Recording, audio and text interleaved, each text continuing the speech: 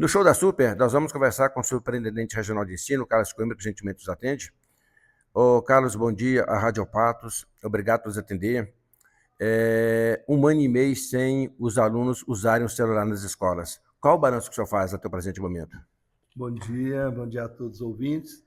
Na verdade, é uma lei federal e ela veio para nos ajudar muito. E não temos problema agora mais com celulares, e não tem chegado à superintendência nenhuma reclamação, até porque eu falo muito essa questão, a lei veio e a gente não discute. Lei a gente não discute, né? Nós temos que cumpri-las. E, assim, tem ajudado muito, porque antes estava muito difícil, né? Apesar de que na pandemia a gente usou o celular para ter as aulas online, mas depois estava muito difícil a gente tirar esse celular dos alunos. O aluno com fone de ouvido dentro da sala de aula não estava ouvindo o professor. E quando a lei chegou, né, assim, foi muito positivo para as escolas, né, e até para a aprendizagem dos alunos. E hoje é muito tranquilo, a gente já não tem mais esse problema de aluno com celular, não, o aluno já chega, as escolas que têm os armários, que guarda, ele já coloca, já na saída ele já pega, a maioria às vezes nem leva mais o celular, não tem chegado para nós, a superintendência, nenhuma reclamação quanto à questão de aluno estar portando ou estar usando, né, o celular em sala de aula. Às vezes ele até pode levar, coloca na pasta, desligado, mas nós não temos esse problema mais não. Vocês têm acompanhado como indicador em relação a esse um ano e meio dos alunos, a questão de saúde mental, frequência das escolas, bullying? Sim, sim, esse é um assunto que ele tem que ser falado todo dia nas escolas, tem que ser colocado. A gente tem preparado, né, o Estado ofereceu o ano passado um recurso para que as escolas contratassem pessoas, né, chama-se Minas para Acolher, para que pudesse falar com os profissionais, acolher os profissionais e que pudessem eles estar atentos nas escolas. Então, é um assunto, quando fala-se bullying, a gente trabalha isso todo dia, né? Sobre a saúde mental também, a gente tem trabalhado muito, falado muito, tanto com os profissionais quanto também para os alunos. Então, assim, esse é um assunto que a gente não pode deixar ele perder, né, de vista, porque a gente sabe que todo dia é um desafio grande. Hoje, né, a gente vê que as pessoas têm, depois da pandemia, têm adoecido muito, né? E isso tem nos preocupado muito também. E os alunos, né, a gente tem que cuidar muito, porque o nosso bem maior são eles. Então a gente tem feito esse trabalho com pessoas que são capacitadas, né? A gente capacita os profissionais e eles estão trabalhando com os alunos no dia a dia. Ô, Carlos, e o que as escolas investiram nesse tempo? Em tablets, em livros, para os alunos terem um momento também de entretenimento, de aprendizado, de convivência? Como foi essa questão, em termos de investimento das escolas? Não, as escolas nossas estaduais, elas estão muito bem equipadas. Na verdade, assim, a gente tem um laboratório de informática, toda escola tem o seu laboratório de informática, muito bem equipado, e além tem os canais, né? Hoje, por exemplo, nós temos o canal da TV em casa, que o aluno, o professor, né, ele leva o aluno para assistir, né? Hoje nós temos as redações do Enem, que elas são feitas, né, é tudo com aulas você baixa na televisão e os alunos vão assistindo, vão fazendo. Então, assim, a própria secretaria ela tem direcionado muitas aulas interativas que os alunos vão, para não deixar o aluno ficar, às vezes, só simplesmente com o professor, com o quadro, com o giz, né? Então, assim, isso tem ajudado muito. Além, né, que a gente sabe que tem o material que chega, além de livro didático, nós temos outros materiais que os professores usam e o recurso. Hoje, né, eu falo com a inteligência artificial, com o chat, né, tudo aí, tem, assim, uma facilidade muito grande do professor trabalhar e ele busca ali, ele trabalha, ele faz a interação com os alunos. Então, assim, é muito diferente, né? Eu falo que depois da pandemia, as coisas mudaram muito. A escola teve que se transformar, teve que se, né, mudar mesmo de postura, porque hoje o aluno nosso é outro. Né? O aluno nosso hoje, ele é um aluno muito mais digital, né? Ele é muito mais... Então, assim, você tem que buscar alternativas para que esse aluno possa ter essa interação, né, com as aulas e esse aprendizado de cada dia. Quais foram os maiores desafios nesse tempo todo das escolas, da superintendência, lidar com esses alunos e também, principalmente, com alguns pais? O problema maior que a gente enfrenta, Elismar, é que a gente vê assim, a família ela tem que caminhar ao lado da escola, né? E esse é um desafio muito grande, porque hoje os alunos, nós temos alunos assim que em casa eles é que determinam, né? E nós não podemos perder esse foco de que a família é que educa, a família é que tem os primeiros passos com, né? A escola vem para acompanhar e dar continuidade dessa educação. Mas muitas famílias jogam a educação só para a escola. Quando a gente busca, quando a gente vai, eles não estão assim muito apoio. Mas a gente tem buscado muito esse trabalho, principalmente a secretaria. Esse ano, por exemplo, nós temos 2 sábados que é feito que a secretaria colocou para a escola fazer com a família. Então, é buscar trazer a família para dentro da escola e mostrar que o caminhar tem que ser junto, porque senão a gente não consegue. Se deixar só para a escola não consegue. Nós não temos, imagina uma sala de aula aí com 35, 40 alunos, né? Como que o professor vai dar conta de trabalhar só ele a educação, se em casa é o aluno que determina as regras, se ele, né, se é o filho que faz? Então, isso aí, né, a gente sabe que é um desafio grande, mas a gente tem procurado muito, procurado ajuda, né?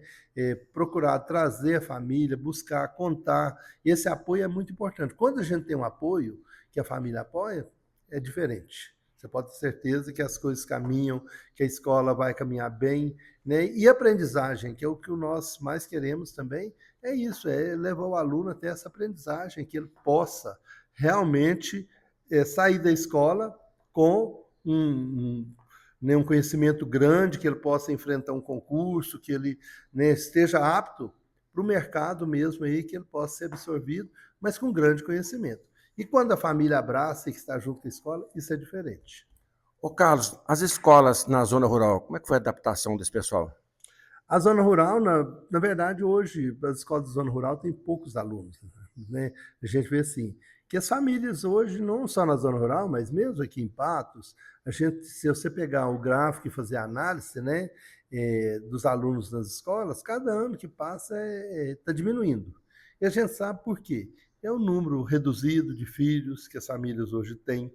O pessoal da zona rural não quer ficar muito na zona rural, porque acaba que eles precisam, às vezes, de trabalhar, os filhos vir para ajudar a família, né, no sustento. Então, se for. Mas hoje não tem lugar na zona rural que não pega a internet, né? As escolas todas têm internet de primeira linha, todas têm sala de computação, todo aluno, na verdade, né, tem o celular, né? A gente sabe disso. Então, assim, eu falo que a zona rural, eu acho que o impacto foi até menor, porque como são menos alunos, né? E outra coisa, na zona rural a gente conhece a família também, como os alunos são menos e a família é mais próxima da escola. Eles estão, você chama para uma reunião, praticamente é 100% de presença da família naquela reunião, né? Agora, quando chega nas cidades maiores, é mais difícil, porque às vezes moram em bairros mais distantes, o aluno às vezes ainda estuda numa escola que não é muito próximo de sua casa, é mais difícil às vezes a família, né? Muitos pais trabalham à noite, às vezes tem que fazer uma reunião no contraturno, já fica mais difícil. Mas eu acho que esse impacto da zona rural não teve, assim, para falar assim, teve, os alunos da zona rural ficaram mais prejudicados. Não, muito pelo contrário. Eu acho que eles tiveram as mesmas oportunidades, até porque hoje nós temos a internet, ela é espalhada para todas as escolas. Nós não temos nenhuma escola para falar assim, naquela localidade não tem internet. Não. Nós temos, a escola tem o contrato, tem, né, os recursos para adquirir, né? Na verdade, não só uma internet, tem escola que tem 3 internet. Então, assim, muitas vezes tem mais na escola do que às vezes na própria casa, né? Aí, chega, né, o sinal melhor às vezes na escola do que na própria casa, porque ela tem outros sinais além de um canal só. Ô Carlos, na visão do senhor, no seu análise, em todos esses anos aí que o senhor conviveu com as escolas, com alunos, esse projeto foi um dos maiores ganhos para mudar o comportamento dos alunos nas escolas, essa questão da proibição do celular? Sim, eu acho que, na verdade, o que que eu falo, assim, o diferencial, porque não é proibir o celular, não. O celular ele pode ser usado na escola. Se o professor fizer um projeto, se ele é de cunho pedagógico, ele vai usar, né. Mas o que que acontece? O que que a gente estava percebendo? Depois da pandemia, porque na pandemia a gente mandou usar o celular, inclusive a secretaria mandou para as escolas vários celulares daquelas famílias que não tinham condições, porque nós precisávamos, né, de dar aula virtual. Então era o momento, é o que a gente tinha naquele momento era isso. Então, assim, já não podia ter, se aglomerar, não podia reunir, o professor trabalhava virtual e o aluno precisava ter acesso. Aí a própria secretaria disponibilizou o celular para as famílias, né, para os alunos e tudo.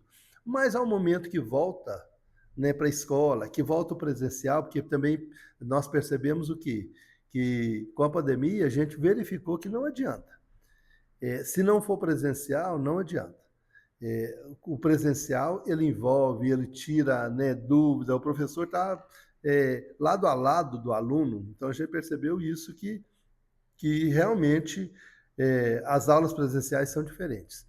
E agora estava difícil, porque manda o aluno usar, agora você tem que tirar, o aluno já não entendia, as famílias já não dava conta, né? E assim, não só em Minas, mas o Brasil inteiro percebeu isso. Portanto, a lei é federal, ela veio, né? E assim, eu acho que foi o maior ganho que nós tivemos dentro das escolas com essa proibição do celular. Porque você sabe, o adolescente ele não tem muita distinção, né, do que ele pode usar, do que ele não pode ver, do que ele está, né? E o professor não dá conta de acompanhar 40 alunos e nem tem condições de falar, ó, deixa eu ver o que você está usando no seu celular. Isso também não é competência dele, né? A gente não faz isso. Então, assim, essa proibição ela veio ajudar muito, até porque o aluno precisa de ter uma concentração, ele precisa, né, de ter, no momento da aprendizagem, ele precisa de focar naquilo que ele está fazendo. Então, quando ele liga um fone de ouvido, o professor está falando, ele nem está ouvindo, ele nem sabe o que está passando. Então, assim, eu falo que foi o maior ganho que nós tivemos na educação, foi essa proibição do uso, a não ser para fins pedagógicos, né? Então, isso aí tem ajudado muito e, assim, o que a gente tem falado muito com os diretores, e eles têm pregado isso muito para os alunos, a gente tem falado também com os alunos, é o quê? A lei a gente não discute, lei a gente cumpre. Se a lei vem, nós vamos cumprir o que a lei fala. Então, assim, a gente tem pedido muito das famílias.